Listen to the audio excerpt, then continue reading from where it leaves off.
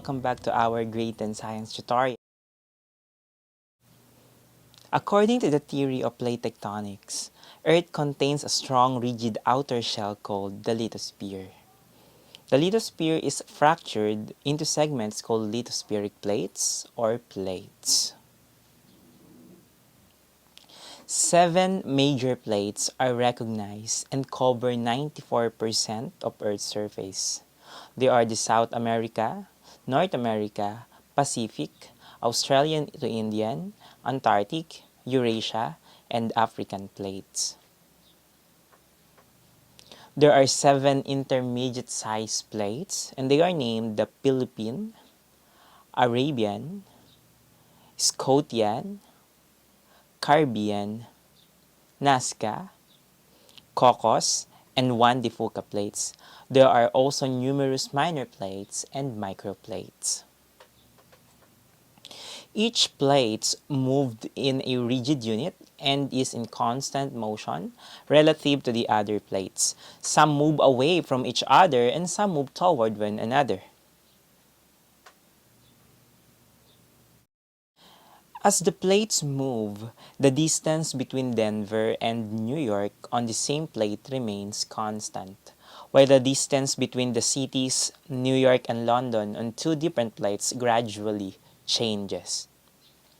Because the plates' position are constantly changing, most geologic interaction occurs along their plate boundaries, such as the earthquakes, volcanoes, and mountain buildings. In fact, most plate boundaries were determined by plotting the locations of earthquakes and volcanoes. Mountain belts are also associated with plate boundaries. There are 3 types of plate boundaries: divergent, convergent, and transform plate boundaries. Divergent plate boundaries.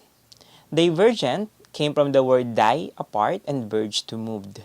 Plate boundaries also occur in the continents when 2 plates move away from each other, producing long, narrow fractures in the crust. Divergent plate boundaries, also called spreading centers, have constructive plate margins, where new ocean floor is generated, often along the oceanic ridges. Oceanic ridges are elevated regions with high feed flow that are volcanic in nature. The oceanic ridge system extends over 70,000 kilometers or 43,000 miles in length, making it the largest topographic feature on the Earth. Ridges vary in width from 1,000 to 4,000 kilometers or 600 to 2,500 miles and are to 2-3 kilometers or 1.2 to 1.9 miles high. Move around this 3D globe in order for us to see what are the different ridges that encompasses our own Earth. Let's take a look at the closer look at the mid-Atlantic ridge. This oceanic ridge extends along a north-south path down the center of the Atlantic Ocean. As the plates move away from the ridge, the gaps are filled with a molten rock called magma that oozes up from the hot mantle below. Gradually, it cools into new slivers of seafloor called oceanic lithosphere.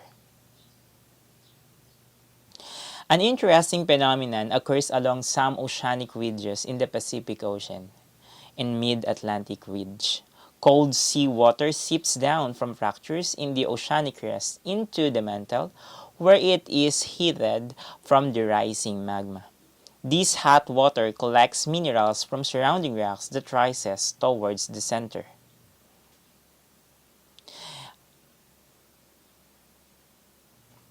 The reason the ridge system is higher is because the hot material created here is less dense and has more volume than the cooler rocks of the deep ocean basin. Along the crest of an oceanic ridge, there is often a deep canyon-like depression called a rift valley. Some reef valleys, including one along the mid-Atlantic ridge, are 30 to 50,000 kilometers wide and have stick-up-the walls of 500 to 2,500 meters that rise above the valley floor. The image of the Thingvellir National Park, Iceland, shows a reef valley about 30 kilometers or 20 miles. Okay, as we see here, we have the picture of the Thingvellir National Park located at the Iceland with the mid-Atlantic ridge toward the center of both with the reef valley of the Iceland. Upwelling and spreading of magma continuously adds oceanic lithosphere equally to the edges of the two diverging plates. As it moves away from the ridge, it gradually cools and contracts, increasing in density.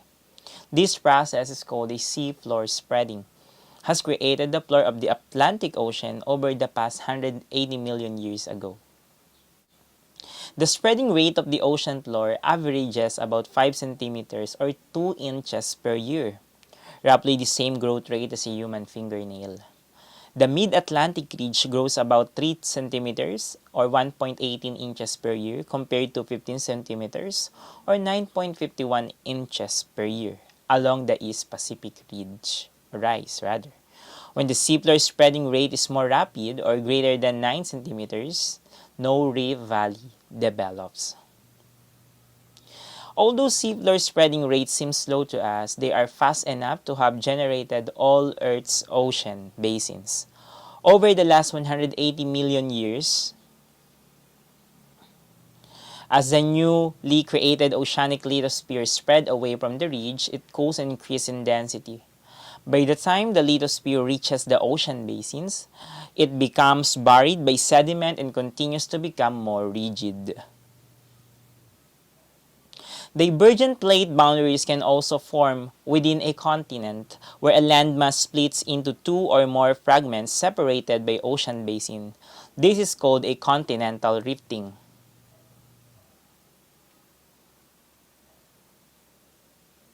The East African Rip is an example of early stage in the splitting of a continent. The areas shown in red are parts of the lithosphere that have been stretched and thinned, allowing magma to rise up from the mantle.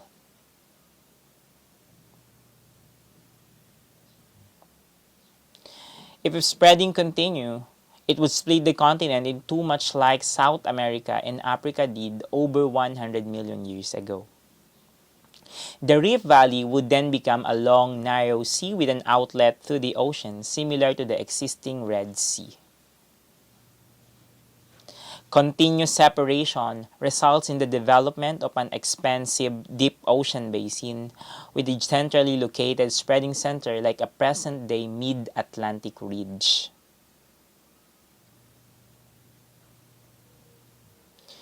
Convergent plate boundaries. As the new oceanic lithosphere is being generated at divergent plate boundaries, older oceanic lithosphere is being destroyed at about the same rate along convergent plate boundaries. Two plates move toward each other at convergent plate boundaries with one plate sliding beneath the other. This type of boundary has a destructive plate margins. There are three types of convergent plate boundaries: where oceanic lithosphere descends beneath continental lithosphere, where oceanic lithosphere descends beneath other oceanic lithosphere, and where two blocks of continental lithosphere collide.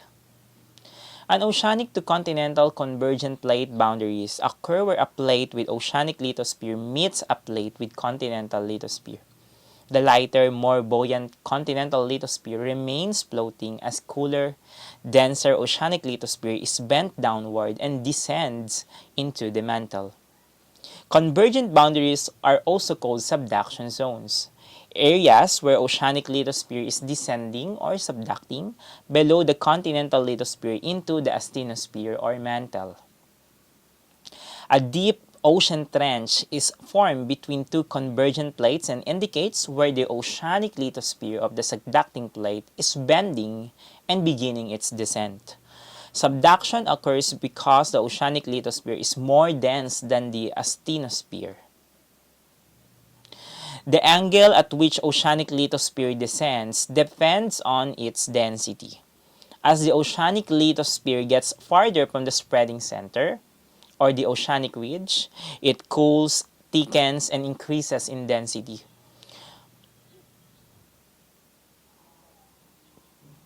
This image helps illustrate how the position of the trench and plates moved. The subducting plate does not follow a fixed path into the asthenosphere or mantle. It sinks vertically as it descends, causing the trench or retreat or roll back.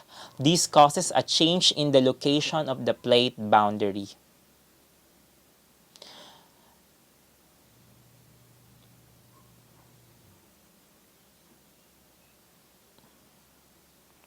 Trenches are very long and deep features in the ocean floor. While the Peru-Chile Trench of the west coast of the South America is over 4,500 kilometers long and up to 8 kilometers deep. The trenches in the western Pacific Ocean are even deeper. When the subducting oceanic lithosphere reaches about 100 kilometers deep, melting occurs in the wedge of the asthenosphere, that is above it and below the continental lithosphere. How does the relatively cool oceanic lithosphere cause the mantle rock to melt? Salt applied to an icy sidewalk will result to melting even when the temperature is below 0 degrees Celsius or 32 degrees Fahrenheit. Water driven from the subducting slab lowers the temperature of the hot mantle rock to produce some melting. Like salt does melt ice. Wet rock under this condition melts at a lower temperature than dry rock. Large amounts of water are contained in the sediments and materials being carried down with descending plate. Heat and pressure squeezes the water from the subducting oceanic crust, causing a partial melting of mantle rocks and generates magma. The hot magma is less dense than the surrounding rock, so it gradually rises towards the surface. When the magma reaches the base of the crust, it is thought to pond under less dense crustal rock.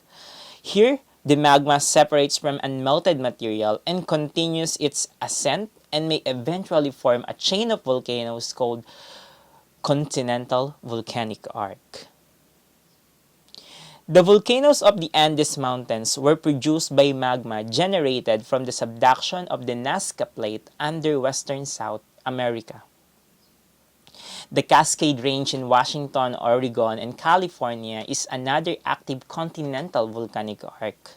This range contains a number of active volcanoes including Mount Rainier, Mount Hood, Mount Shasta, and Mount St. Helens. These volcanoes open erupt explosively, generating a volcanic ash, pumice, and gases. An example of this was the 1980 eruption of Mount St. Helens. An oceanic-to-oceanic convergent plate boundary occurs where two sections of oceanic lithosphere come together and one section slides beneath another. As in the oceanic continental plate boundary, water is squeezed from the descending lithosphere produces the melting of hot rock in the asthenosphere that lies above it. The melted material rises the surface, causing volcanoes. Continues to growth in multiple volcanoes may form a volcanic island arc or island arc.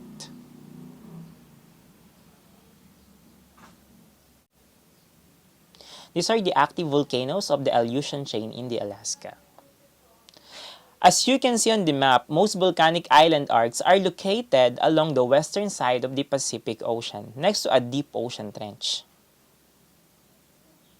So these are the different active trenches along the Ring of Fire. The Mayon volcano is part of the Philippines Arc in the Western Pacific. Other examples include the Japan Arc and the Tonga Arc.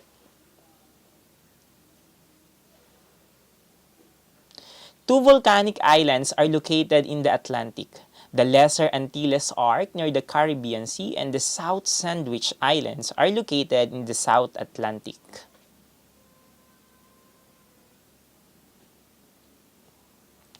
Although subduction zones have generally similar characteristics, there are some differences.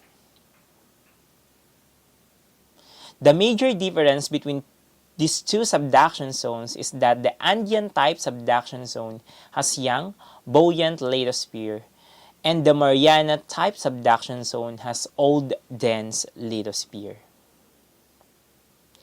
A continental to continental convergent plate boundary occurs where two lithospheric plates with continental lithosphere collide. Earlier, you saw that when a plate containing oceanic lithosphere slides beneath continental lithosphere, a volcanic arc may develop on the continent located on the overriding plate.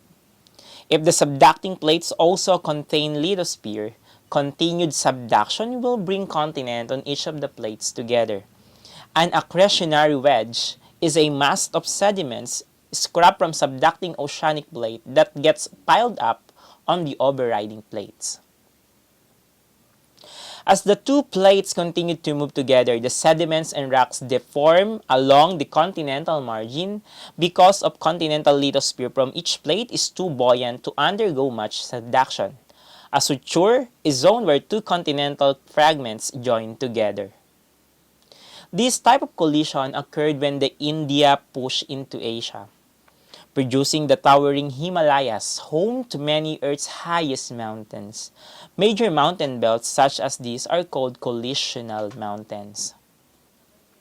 About 150 million years, India separated from the supercontinent of Pangaea and began to travel slowly northward. India, consisting of thick platform of continental shelf sediments, moved toward the trench along the southern edge of Asia about 50 million years ago. The edge of Asia was an active continental margin with an accretionary wedge and volcanic arc. India continued to move north, causing the narrow ocean basin to completely disappear. The forces involved in India colliding with Asia were immense, causing the materials on the seaward edges of the land masses to become highly folded and faulted, broken, causing movement. The shortening and thickening of the crust both elevated and buried great quantities of crustal materials, producing the Himalayas.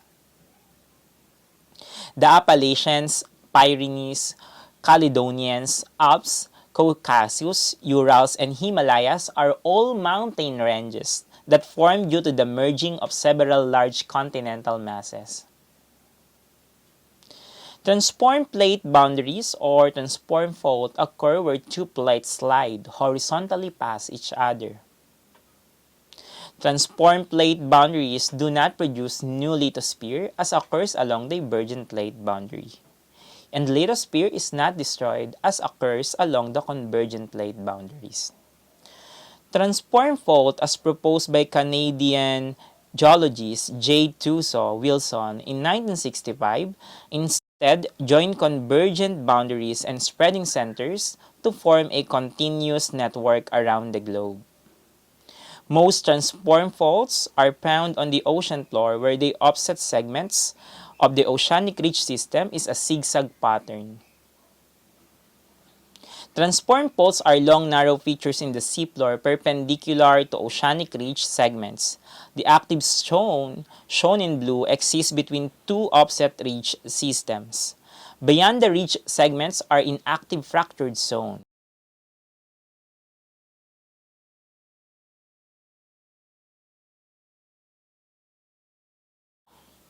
Transform plate boundaries provide a way to connect divergent plate boundaries where new oceanic crust is being created with convergent plate boundaries where crust is being destroyed.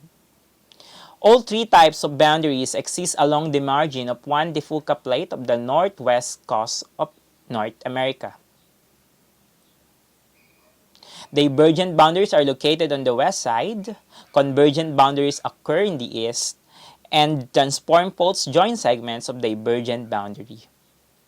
Transform faults allow seafloor to generate the ridge to move to the subduction zone, where crust is destroyed as it slides beneath North America. Although most transform faults occur within the ocean basins, some cut through continental crust like a San Andreas Fault in California. Such situations provide geologists with an opportunity to study transform fault firsthand. Along the San Andreas Fault, the Pacific Plate is moving toward the northwest past the North American Plate. Evidence for this movement is provided by offset stream channels. Sporadic slippage along transform faults over hundreds of years produces an offset stream channel. If movement along the San Andreas Fault continues along its current path, the area of Western Fault will become an island of the west coast of California. Million years into the future, this island will collide with Alaska. A more immediate concern is the strong earthquake activity triggered by the movement along this fault system.